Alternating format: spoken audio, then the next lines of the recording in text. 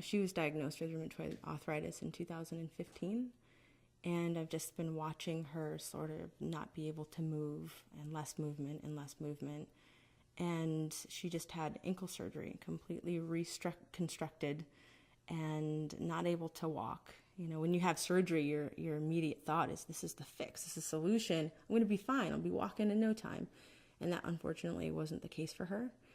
So I spent a lot of time working with the therapy balls and teaching her some strengthening exercises and sequences that she can do.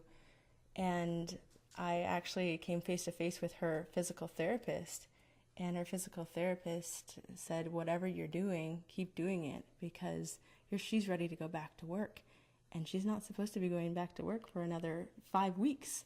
I know what you've done, but it was just incredible because, that's my mother, and we've always been so very close, and it's been paining me to see her in pain.